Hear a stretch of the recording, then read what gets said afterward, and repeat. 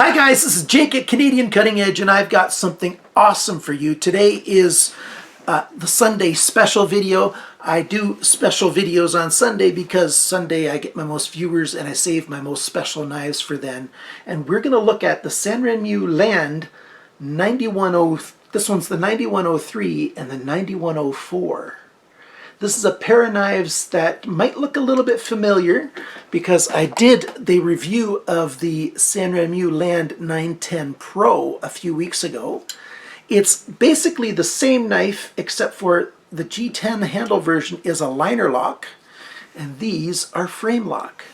Similar weight, same shape, same blade steel, very much the same style knife, ball bearings. Wonderful knife. I big thank you to EDC Vault for sending these to me. If you want to buy from EDC Vault, I've got a link in the description below. He's out of stock on both of these right now, but I will let you know as soon as he has these back in stock again. That's what he's trying to get them back in stock as quick as he can. I think they're around $35 from EDC Vault. You can buy them from GearBest if you want to buy them right now and you just can't wait and you don't mind taking the risk of having them imported. They're a fair bit. They are also a bit cheaper if you buy them from GearBest.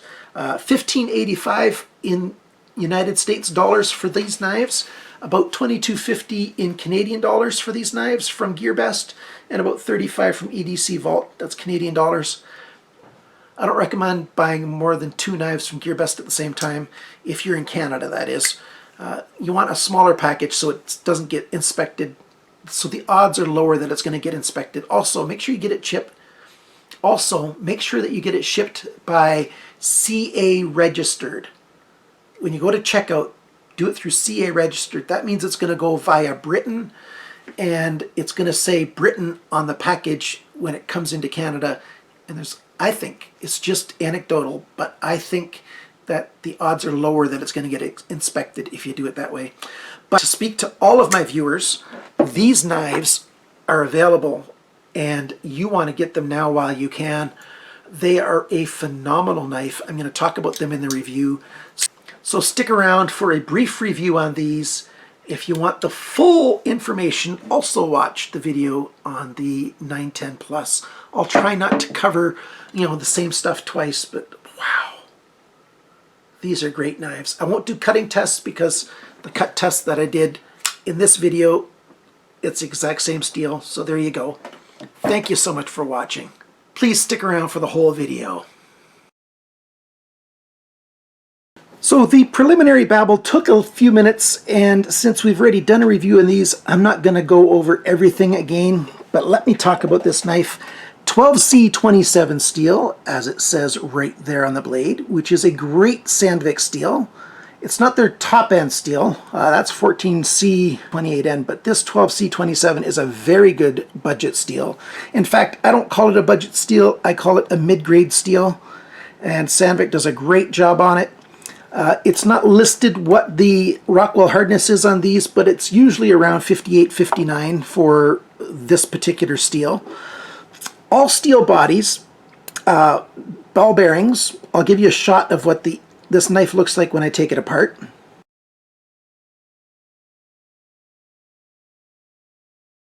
As you can see on that picture, you can see all the milling out that they did of the liners on these scales, and that's how they brought it down to 4.7 ounces, 134 grams. People like their knives under 5 ounces, and this guy gets there.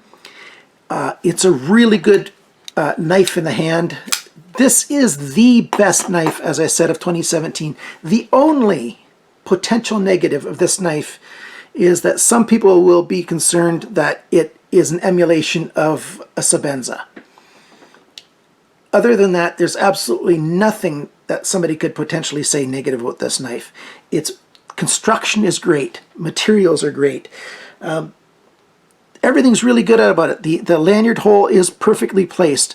The pocket clip is absolutely functional. It's not a super deep pocket clip, but it's a very deep pocket clip. You've got, just a bit less than ½ of an inch of knife showing when you've got it in your pocket. As you can see there, you've got just about ½ an inch of knife sticking out of your pocket when it's sitting there. This black wash really blends in and sort of hides in your pocket. If you like the satin version, it's just a little bit more obvious that you've got a knife in your pocket than the black wash one, but not bad at all. It holds well in your pocket. It's just the right amount of friction to hold in your pocket as much as you want it to without being too... it doesn't get stuck there is what I'm trying to say. The fit and finish on this knife is phenomenal for its price. These ones were sent to me by EDC Vault. I've purchased another one of these, the 9103, because I have also got a stonewash machine that I'm trying to get up and running. I've ordered some media to put into it, and I'm going to, not my first thing that I'm going to do, but my first knife that I want to get done well will be this. Of course, I'm going to test on other knives and things first, and once I get my system worked out, I'm going to stonewash a 9103, so I'll be able to have a black stonewash and a satin stonewash. If you want to see a video of me doing that, let me know in the comments how interested you are in that. Let's talk about the specs really quickly.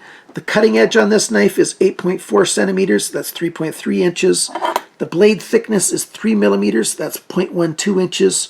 The thickness of the edge behind the grind is 0.58 millimeters, which is 0.022 inches, which is excellent for an EDC knife. The total length of the knife when it's open is 22 centimeters on the nose. That's 7.8 inches. I mentioned the weight, 134 grams, 4.8 ounces. This is the knife that you want to get if you are not buying very many knives. If you are a knife lover, but your budget is extremely tight and you're only going to buy 1 or 2 knives this year, this is the folder that you want to get, because if you're anything like me at all, this is the folder you want to get. If you like G10, well then get the Pro version and have the green or the black G10 version.